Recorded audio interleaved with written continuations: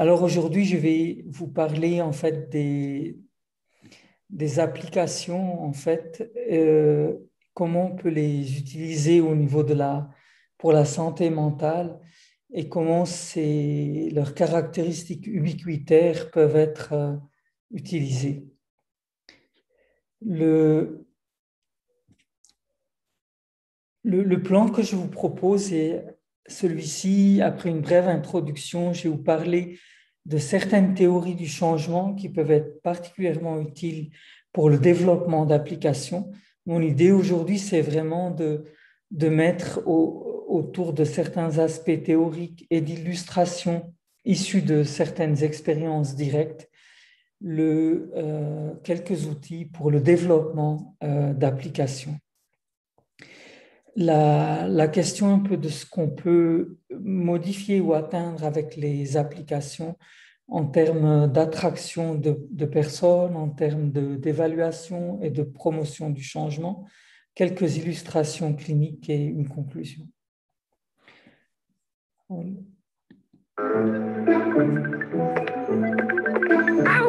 Les, les applications en fait, ont envahi en fait, toutes sortes de champs de notre vie quotidienne. Elles apparaissent aujourd'hui aussi comme des outils potentiellement utiles pour la santé mentale et le bien-être.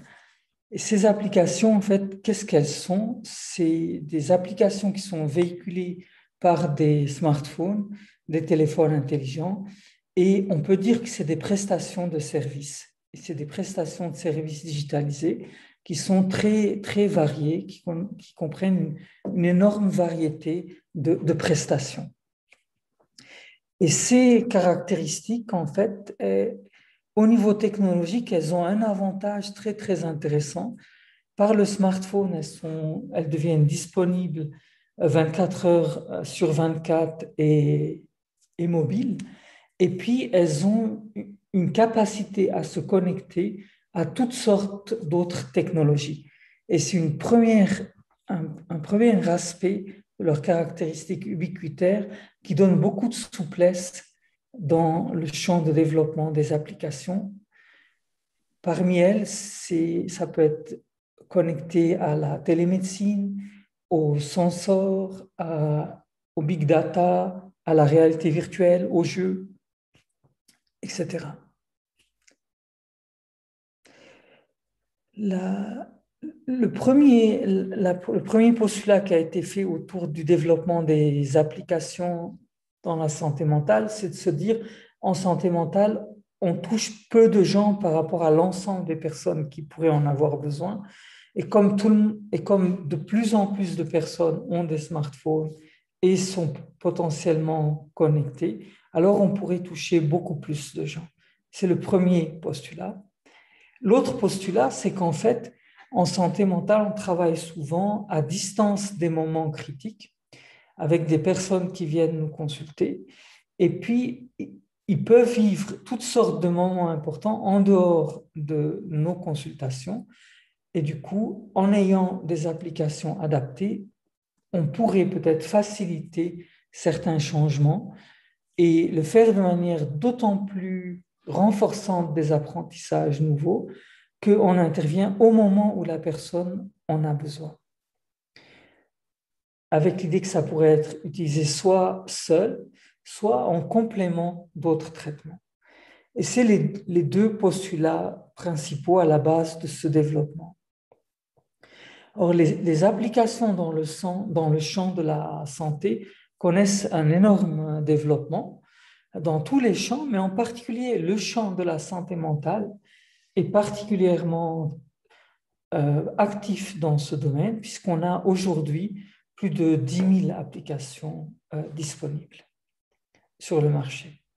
Ces applications, en fait, on se rend compte qu'elles ont beaucoup été développées rapidement, mais plus par le champ industriel et moins par l'implication des champs académiques et des champs de soins, qui entrent un peu depuis moins longtemps dans cette dynamique-là.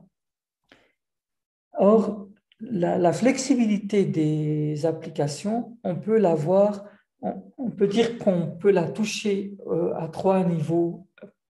Un, c'est directement avec la personne concernée. Deux, c'est avec l'environnement. Et trois, c'est au niveau de l'utilisation des services.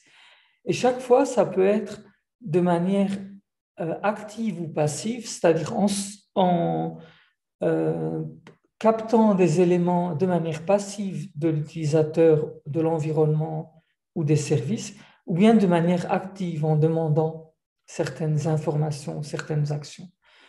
À titre d'exemple, au niveau de la personne, on peut capter des éléments en lien avec l'aspect psychologique ou physiologique de l'environnement, la localisation, le nombre de personnes à proximité, les autres appareils digitaux connectés, la lumière, le bruit, etc.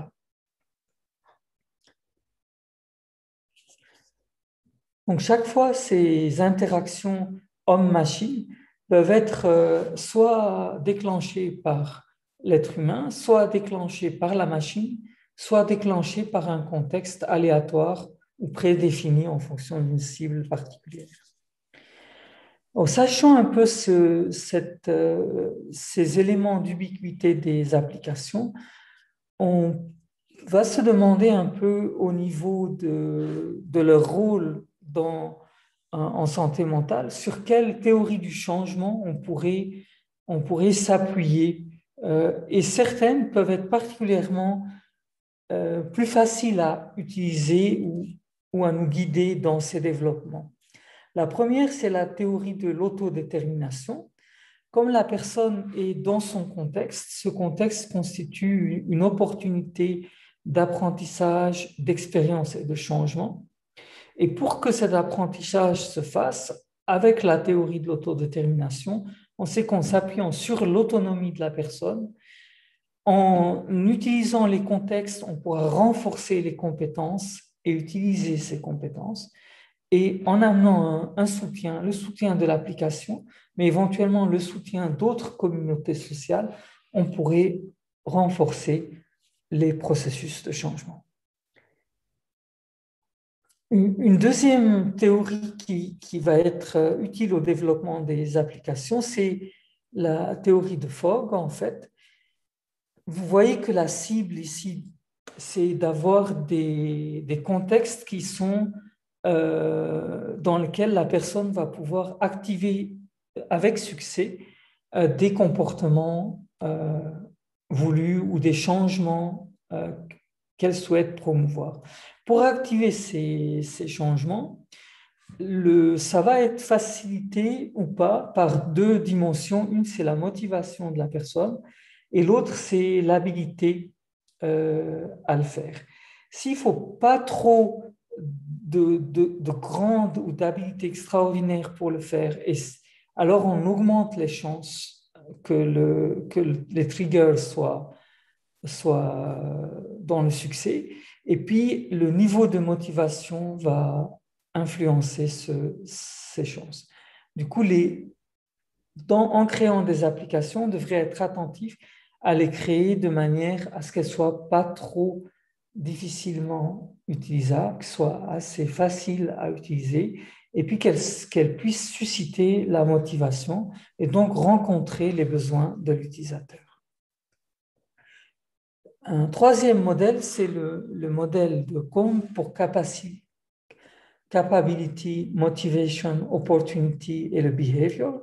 Et pour faciliter un changement comportemental, il faudrait en fait qu'on soit dans une zone de capacité, un peu comme dans le modèle de Fogg, que la motivation soit présente pour ce changement et que l'opportunité soit là. Et les applications comme elles peuvent être toujours avec la personne, du coup, on a des chances assez importantes d'être dans des zones d'opportunité de changement. Or, qu'est-ce qu'on va pouvoir toucher avec ces outils? La première hypothèse, on va pouvoir rejoindre des gens qu'on ne rejoint pas avec les services traditionnels ou difficilement.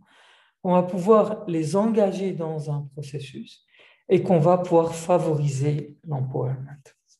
Donc, est-ce que la première hypothèse d'attraction, elle se vérifie? je vais illustrer un peu un des domaines euh, où certaines données montrent un peu ce qui se passe à ce niveau. C'est au niveau de la consommation de cannabis. Vous voyez que dans différents pays européens, hein, et en Suisse, en fait, vous avez entre 1,5 et 4% des gens qui consomment quasiment tous les jours du cannabis chez les 15-34 ans. Parmi ceux qui consomment tous les jours du cannabis, une partie d'entre eux pourrait avoir des besoins en termes de changement. Et si on regarde le nombre de personnes qui consultent pour une problématique liée à l'usage du cannabis, voir qu'en fait, dans des contrées européennes, c'est une très petite proportion par rapport aux proportions de personnes qui pourraient être dans ce besoin. Or, quand on regarde avec une application Stop Cannabis, comment les gens utilisent cette application, on voit qu'on va avoir plus de 70 000 téléchargements, environ 1500 nouveaux utilisateurs tous les mois en région francophone. Et puis sur une autre application Stop Tabac, en fait, on va avoir plus de 400 000 téléchargements. Donc, on arrive à toucher des populations qui sont peut-être beaucoup moins touchées dans nos environnements cliniques habituels si on les compare au nombre de consultations qu'on peut avoir en Suisse. Or, qui vient sur cette application? Quand on regarde les profils des personnes qui consultent, on va voir en fait que sur environ 4000 personnes qui ont répondu à une auto-évaluation de la sévérité de l'addiction au cannabis à un moment donné dans l'application, on voit que 41% sont des femmes âgées en moyenne de 26 ans. Et puis, surtout, on va voir aussi que le degré en fait, d'addiction au cannabis est modéré à sévère. Donc, les gens qui viennent sur ce type d'outils, c'est des personnes qui sont concernées par la problématique et qui sont demandeuses en fait d'aide par rapport à cette problématique-là.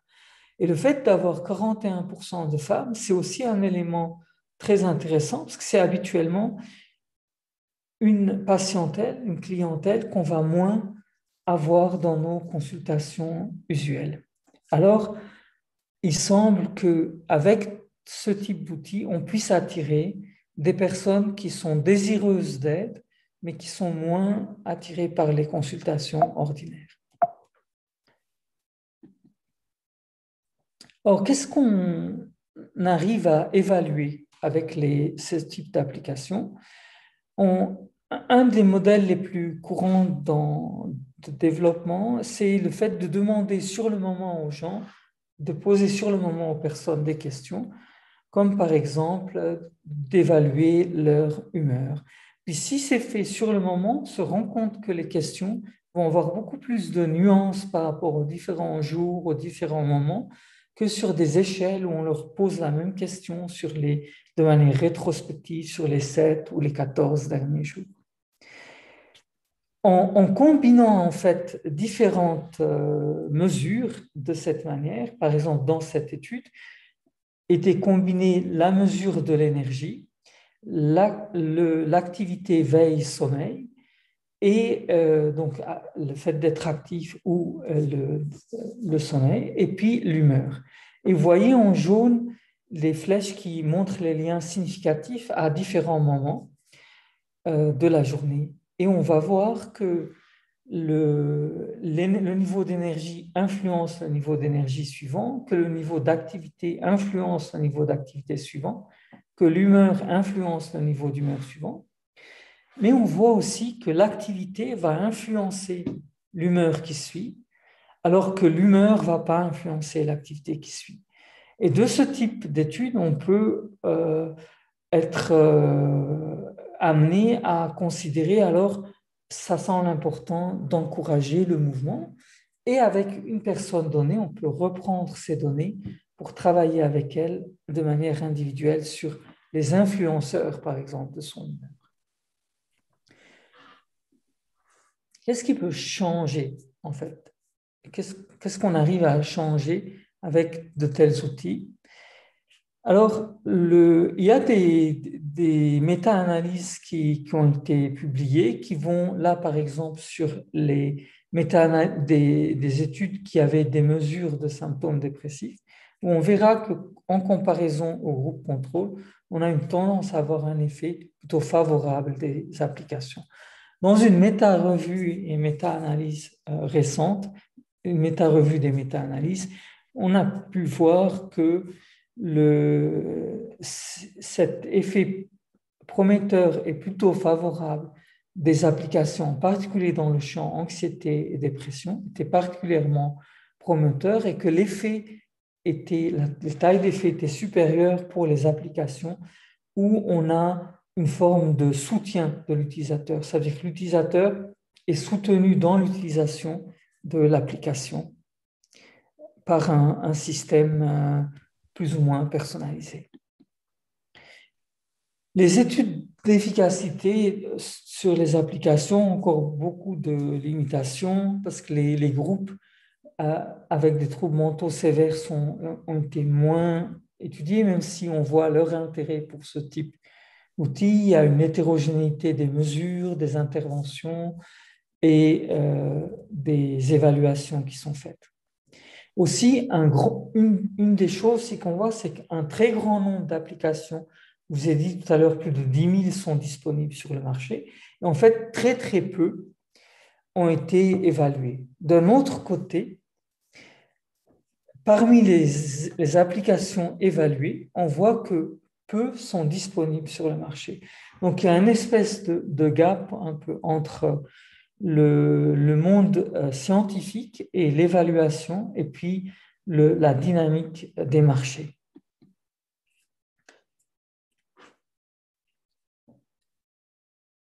Ça, vu l'importance des développements dans ce champ, en fait, il y a des standards en fait, qui sont développés. Et ces standards, c'est des standards issus de consensus et ils attirent l'attention sur le fait que dans la création des apps, être attentive à la sécurité et la sécurité et la confidentialité des données, ce qui demande un travail très pointu avec les ingénieurs, d'évaluer les outils qui sont proposés, d'être attentif à l'expérience de l'usager et la manière dont il peut adhérer aux outils, et puis de considérer à quel point cet outil est interopérable avec d'autres outils, avec un partage, avec par exemple un soignant ou avec d'autres bases de données. Un autre niveau de standard, c'est considérer en fait, est-ce que l'application est basée sur des evidence-based dans sa conceptualisation ou dans son évaluation? Quelles sont les interfaces technologiques qui sont utilisées? Quels sont les modes de communication? Et quel type de support social? Ces points vont être particulièrement intéressants pour construire une application et de se poser les questions à chacun de ces niveaux, quelle voie nous utilisons. Je vais maintenant passer à une partie qui est une illustration. Comme je vous ai dit, il y a beaucoup d'apps qui sont développées et je vais simplement prendre certaines des apps pour lesquelles nous avons été impliqués pour illustrer un peu différents modèles de développement. Un modèle, c'est un modèle qui est un modèle qui serait un modèle multifocus. C'est-à-dire que dans ce modèle-là, en fait, on va essayer de reproduire plus ou moins des éléments qui sont faits en thérapie, puis on va essayer d'en offrir plusieurs. c'est ce qui a été développé dans les sites Stop Tabac, Stop Alcool, Stop Cannabis, qui offrent à la fois des sites web et des apps. Et la personne va déterminer un choix de changement. Il va être accompagné au niveau social par un coach, mais aussi par un réseau social. Le modèle se base sur la théorie de l'autodétermination et les gens sont accompagnés suite à des évaluations répétées et des feedbacks en utilisant des principes motivationnels et des outils de prévention de la rechute. Donc, on est proche en fait d'une traduction digitale d'un modèle de traitement qu'on connaît. Avec l'autodétermination, la personne va déterminer son objectif et puis elle va recevoir des rewards, des récompenses en fonction des objectifs qu'elle a fixés et qu'elle va pouvoir monitorer. Une chose qui va être utilisée en complément de ce qui est fait dans la thérapie classique, c'est qu'on va pouvoir inviter la personne au moment où elle en a besoin à utiliser des outils de soutien qui sont disponibles dans l'application.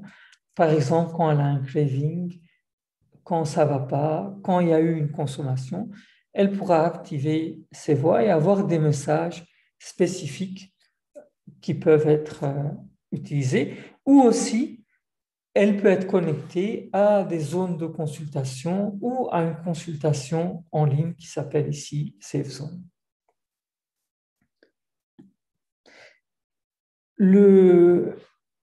En complément, il y a à l'intérieur de ce modèle un modèle de réseau social qui est en fait un réseau de pairs, qui est un réseau de pairs avec une modération d'un psychologue. Cette modération, elle est particulièrement importante dans ce type d'outils. Les outils avec modération vont avoir plus d'impact et une meilleure adhésion. Et un chatbot qui va permettre en fait euh, de mimer un peu comme une interaction entre un thérapeute et un utilisateur, avec cette nuance qu'en fait, il y a un algorithme préétabli en fait qui permet de passer d'évaluation à des réponses successives pour accompagner la personne. Je vous donne une illustration.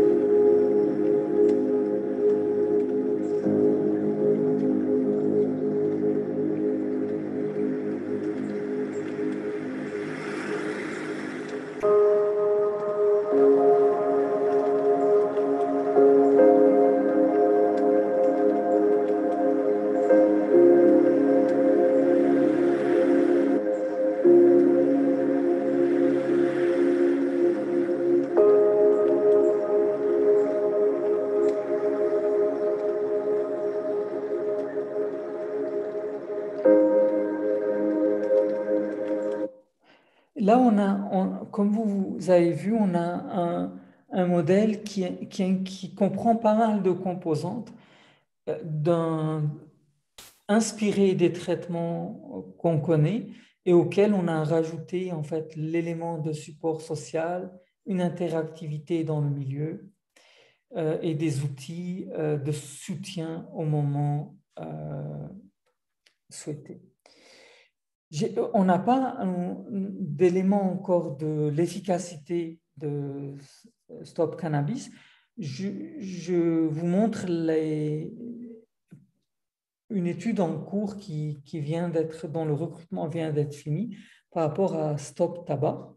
Et là, la particularité de cette étude par rapport aux études qu'on peut faire habituellement, c'est qu'on a pu recruter plus de 5000 personnes en à peu près une année, que l'application active est comparée à une forme d'application placebo où il y a moins d'ingrédients en fait par rapport à l'application complète, et où en fait on va pouvoir avoir un double blend. Donc on va pouvoir évaluer en double aveugle et collecter les données en aveugle et évaluer en double aveugle les effets dans les deux groupes.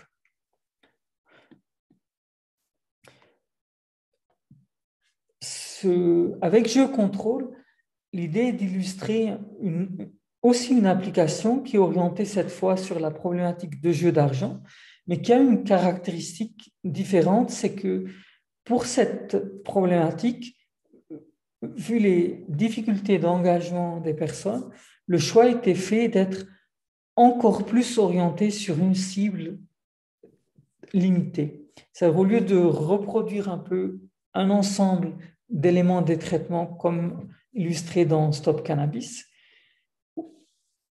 dans Jeu Contrôle, le seul objectif est d'aider la personne à définir avant une session de jeu combien de temps elle veut jouer et combien d'argent elle veut dépenser.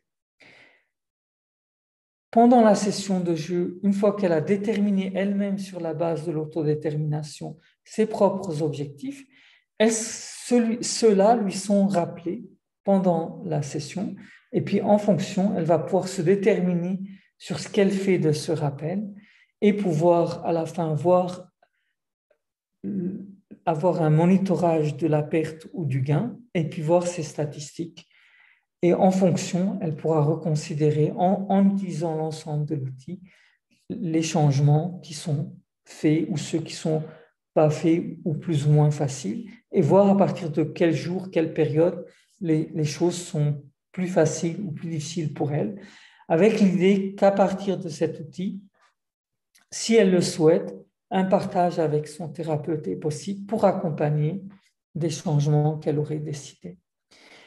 Une autre application en fait, qui a été développée à Montréal avec nos collègues et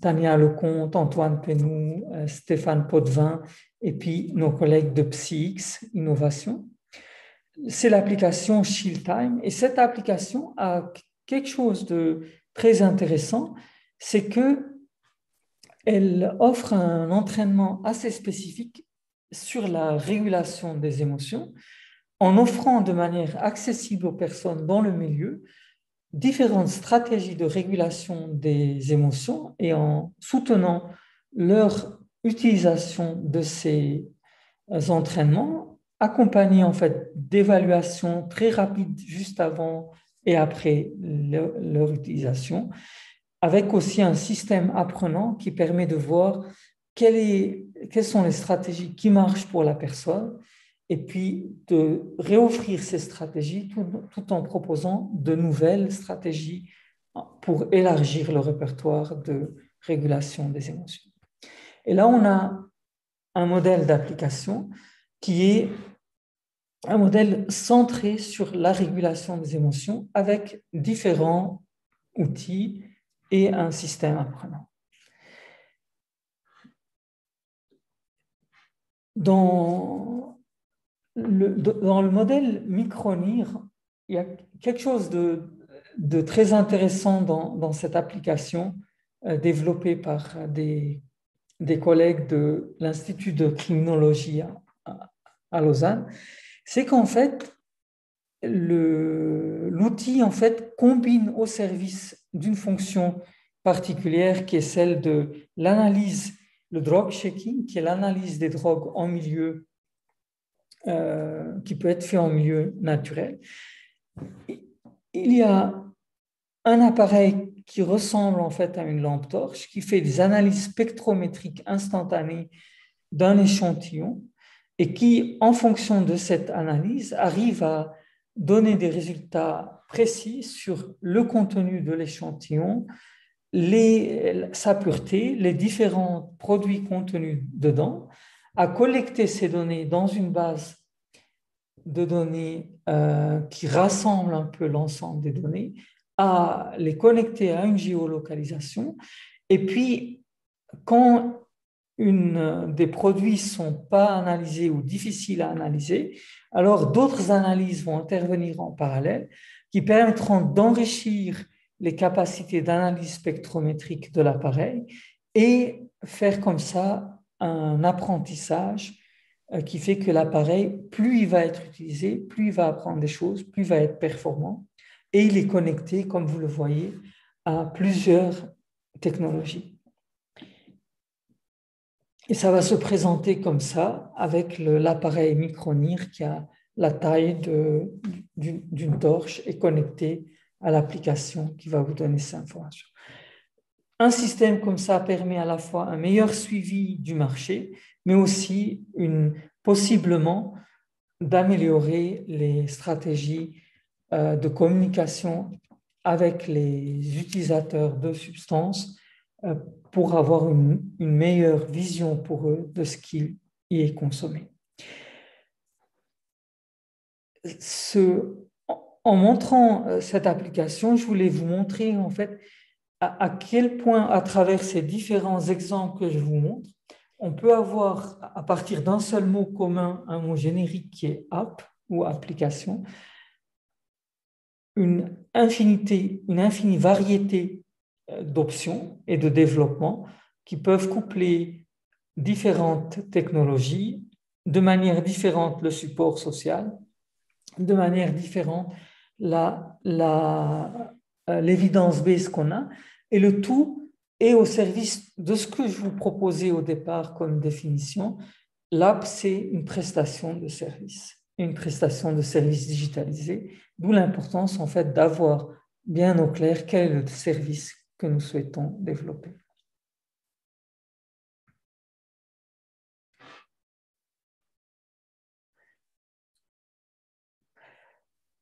Une option aussi, c'est de se dire avec ces applications, comment on peut faire pour que ce monde digital, en fait, soit pas un monde qui évolue tout seul, mais qui puisse s'intégrer et renforcer ce qu'on peut faire dans les pratiques cliniques habituelles. Là, il y a pas mal de développements en cours, notamment avec ce projet InnoWell lancé en Australie, où ils vont essayer d'évaluer les personnes sur différentes choses comme la santé générale, la santé mentale, le fonctionnement, les connexions sociales, les idées suicidaires. Et puis, en fonction des évaluations qui sont faites, l'idée est de passer en fait d'un modèle qui passe sans arrêt d'une application, d'une intervention digitale, d'une évaluation au milieu clinique, d'une potentialisation avec euh, une offre clinique associée et tout le temps être en fait d'un passage de l'un à l'autre comme dans une forme d'approche intégrée digitale et clinique générale. C'est encore quelque chose qui est en développement mais qui mérite une attention et de voir comment le faire de manière efficace. Aujourd'hui, l'aspect digital est très intégré dans les pratiques cliniques via le dossier patient informatisé. La pandémie de la COVID-19 a fait exploser les interventions à distance qui étaient déjà probablement beaucoup plus utilisées au Canada qu'ailleurs, mais même au Canada, il y a eu une explosion de ces interventions à distance. Et puis, on a découvert en quelques jours l'aspect des interventions de télépsychiatrie, télépsychologie.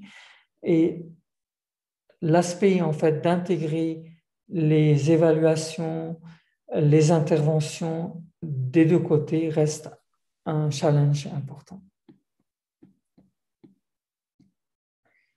Une des difficultés majeures que rencontre le champ des applications en santé en général et en santé mentale, c'est la problématique de l'engagement. Quand on demande, c'est-à-dire là, le fait que les gens puissent utiliser suffisamment une application, suffisamment de temps pour un éventuel bénéfice. Quand on demande aux gens s'ils sont d'accord d'utiliser une application, alors qu'on leur demande combien de temps par jour, vous voyez que la plupart des personnes dans ce graphe vont être plutôt à seulement quelques minutes par jour au plus. Par contre, sur une durée de combien de temps, alors une majorité de personnes va considérer que ça peut être même indéfiniment, mais chaque fois très peu de temps. Je vais vous montrer un peu des données d'utilisation d'une application Stop Cannabis sur la durée des sessions et vous allez voir qu'en fait, sur des centaines de milliers de sessions, la plupart en fait sont à moins de 3 minutes, avec des centaines de milliers de sessions qui sont entre 1 et 3 minutes et une centaine de milliers de sessions à peu près qui vont être sur des durées de plus de 3 minutes à 10 minutes et une minorité 10 à 30 minutes. Alors, c'est beaucoup de sessions, donc il reste qu'il y a beaucoup de sessions qui sont longues, qui sont de plus de 10 minutes, mais sur l'ensemble des sessions, on voit que la plupart, ça va être des utilisations très courtes. C'est-à-dire que dans la conception de l'utilisation des applications, la question va se poser comment est-ce que le service voulu peut être rapidement accessible, rapidement rendu en quelques minutes.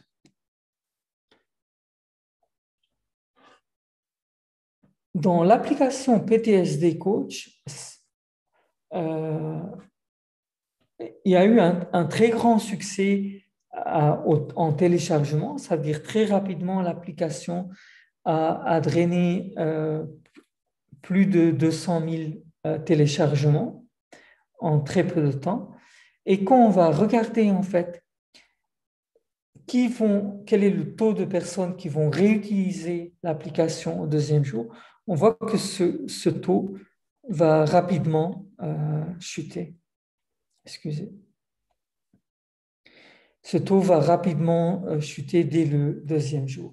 Et ce phénomène, en fait, on va le retrouver dans beaucoup d'outils digitaux avec un risque, en fait, un risque qui est celui-ci, qui est de la perte d'effet. Là, on voit que dans une étude qui avait regardé 2 interventions digitales, Beating the Blues et Moojin, ces interventions avaient déjà été validées en mode web dans des études contrôlées. Et quand elles ont été étudiées dans une population plus générale avec implication des généralistes, on observe qu'en fait, l'ajout d'un de ces outils n'est pas supérieur au traitement usuel offert par les généralistes. Alors, ces résultats ont soulevé beaucoup de discussions et on a pensé pouvoir les expliquer par une première chose, c'est que en fait, seulement 16 à 18% des gens ont complété l'ensemble des sessions proposées par ces programmes et la médiane des personnes a utilisé que 1 à 2 sessions.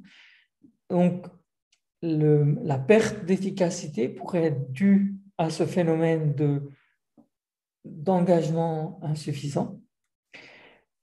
Aussi, on a supposé que dans les études contrôlées antérieures, les personnes étaient plus soutenues dans leur utilisation de ces applications par des personnes qui soutenaient en fait leur engagement, leur utilisation des outils et pas dans cette étude-là, ce qui est souvent reporté comme un des facteurs de perte d'engagement.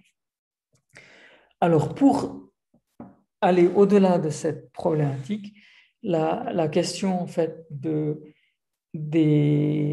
l'engagement quand on ajoute en fait une guidance thérapeutique, même si elle est très légère, elle améliore fortement par rapport à l'absence de support le taux de complétion. C'est moins étudié, mais probablement qu'on pourrait avoir aussi un effet similaire avec l'implication de pairs ou d'un support social au sein des applications. Ça peut être intéressant quand on étudie les applications de sortir du champ de la santé mentale pour aller dans des outils qui ont beaucoup de succès auprès du grand public, comme par exemple l'application Pokémon Go, qui était probablement le premier jeu connu de réalité augmentée, vous permettant d'avoir en fait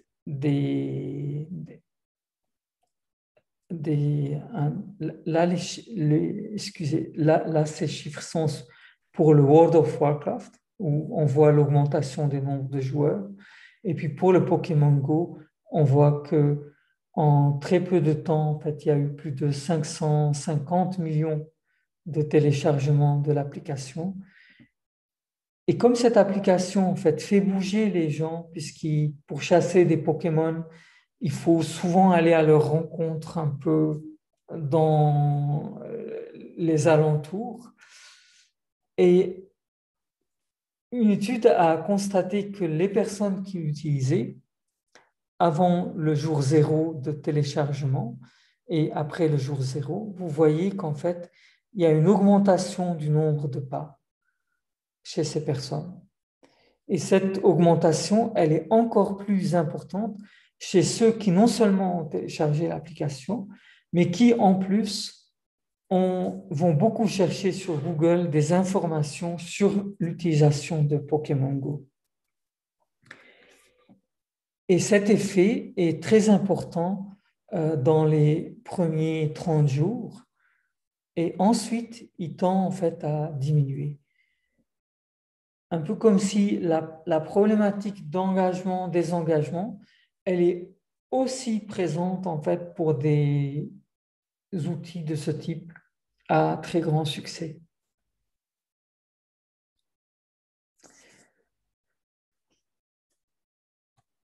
En, en conclusion, en fait, les applications sont des services, des prestations de services digitalisés. Elles offrent beaucoup de potentiel dans le champ de la santé mentale et des addictions. Elles peuvent être, le fait qu'aujourd'hui, en fait, ces technologies peuvent être connectées à toutes sortes d'autres technologies, en se basant en fait